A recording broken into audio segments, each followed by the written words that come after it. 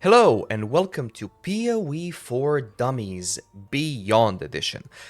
Throughout this video, you might see and hear me call Beyond Scourge because Beyond changed over time and it's basically revamped into the Scourge mechanic and so on. Scourge was a league that happened a little while ago. So Beyond monsters are monsters that invade our realm through the Beyond portals, which are made by killing enemies, and then they spawn blood globules, and if you have enough blood globules close by, the Beyond portal will spawn and some Beyond monsters will pop out.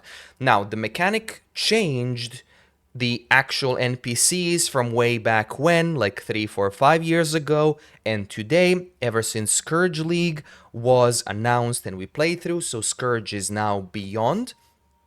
Now, what is special about Beyond is if you have it in the map, you have basically mobs that you kill, they drop an orb, and it has a chance to spawn some monsters, with the culmination of those spawnings being a boss. So I will cover bosses in this video as well. In short, it's nothing too difficult, but the moment the boss spawns and you kill the boss, the Beyond mechanic ends, so you won't have it until the end of the map.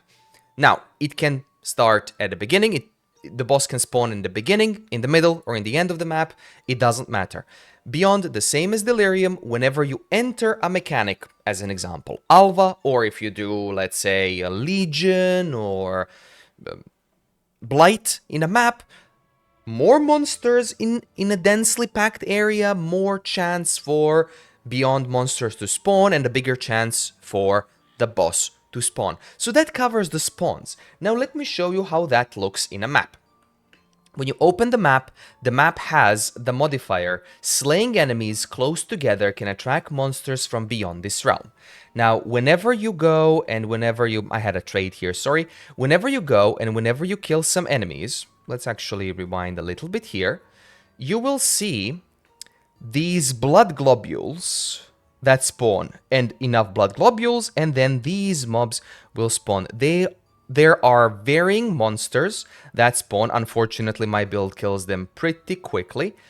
And you can see, like, here they're spawning. There's some of them that charge at you, some that go and attack you from range, and so on. But as an example, here's an Alva mechanic. In Alva mechanic, you can clearly see when you kill a pack of monsters, you can see the grabby hands, grabby mini portals, and enemies spawning from them. I'm not sure if in this map I had a boss. No, I didn't. But that's the gist of it. Now, when you see a boss, there are 3 bosses that can spawn. I will, of course, link this down in the description below, as always. There's Katash, Gore, and Beidat. Basically, Katash is the Saki, Gore is the tentacle monster, and Beidat is Scythe and Arrow. So spin around all of them and you'll kill them eventually. The point is, don't go far from them because they all have a form of jump attack or pull attack or a ranged attack. Katash has a suck in front of him, so everything in a cone he sucks up.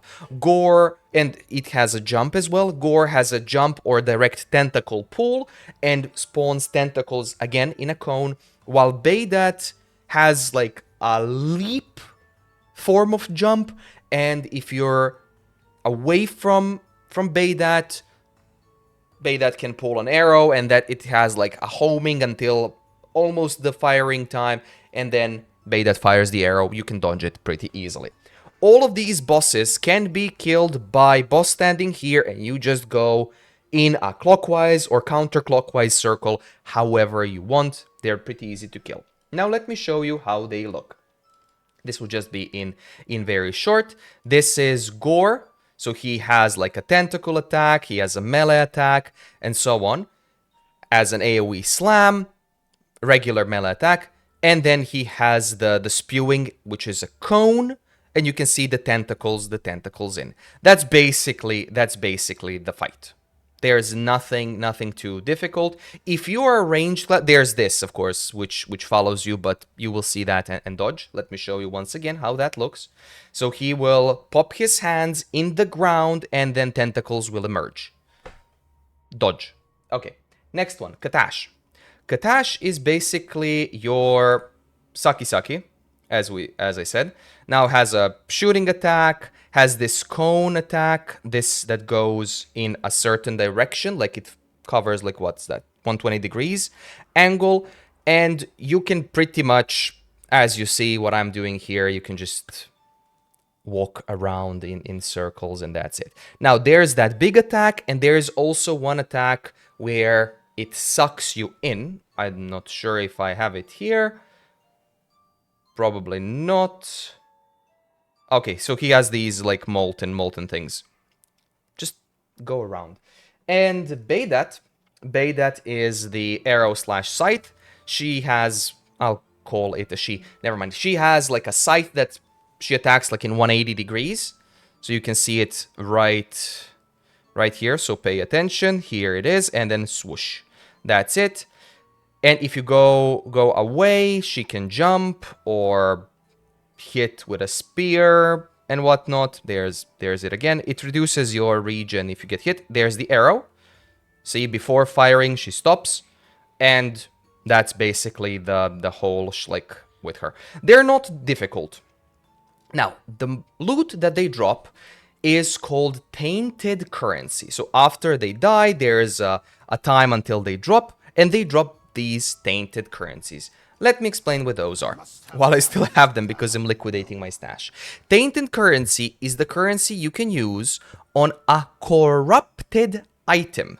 It varies in forms, which is Tainted Chaos Orbs, unpredictably either reforges a corrupted rare item with a new random modifier, removes its modifiers, gives it quality, gives it links, chance to give it more or less links, more or less sockets, and so on. So you can get all these currencies from the Beyond encounter. Now, for the Dummies series, I recommend selling these because they can fetch a really good price. Like if you get fusings, 9 fusings for 1 divine, which is pretty darn fine. If you have mythic orbs, you can try to roll some items, or you can sell them, and so on. I recommend selling them for Dummies series. Let's go over the passives now. Passives for Scourge, for Beyond. Passives for Beyond are as follows. Beyond portals have increased merging radius. Merging radius is just the distance of blood orbs for spawning the portals. It also says that in the brackets. Now, quantity of tainted currency dropped by Beyond Demons, self-explanatory, more currency.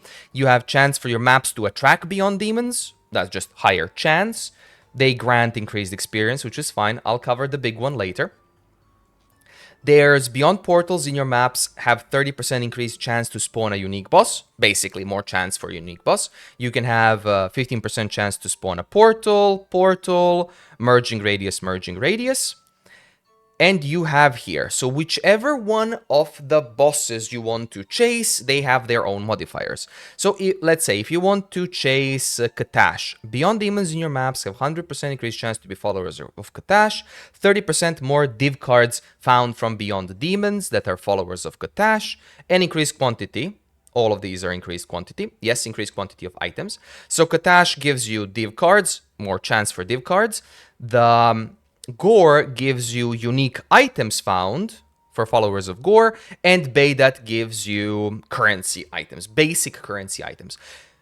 Personally, I went with both Baydat and Katash, but from time to time you will see Gore because that's how RNG works. There are not that many passives on the tree, but here's one big one. Beyond Portals in your maps cannot spawn unique bosses, and they have less merging radius. Keep in mind, there are these nodes that give you increased merging radius, but there are these nodes, or this node, that gives you less merging radius. This basically means you want very juiced maps with little to no space between, so you could spawn more and more monsters. Because more monsters, more chance for tainted currency. More tainted currency, more money, and because the Beyond ends when you kill a boss or when the boss spawns. I think it's when the boss spawns. You cannot have anything else in the rest of the map. So if the Beyond boss spawns in the first two packs, you're out of luck for that map. So I would suggest this one if you want to juice your maps and so on. Play Delirium, play Alva, play Beyond. If you want to like extra juice your maps, especially with like Scarabs and so on. But that will cover the whole Beyond mechanic. It's not a long mechanic, it just had a bit of longer explanation for the bosses. Of course, I will link the page down below. You can see here the currency, what it does, and so on. As always, that will be it for this video. If you like the video, give it a like, please. If you don't mind, please do sub. Thank you so much for watching, and I will see you in the next video.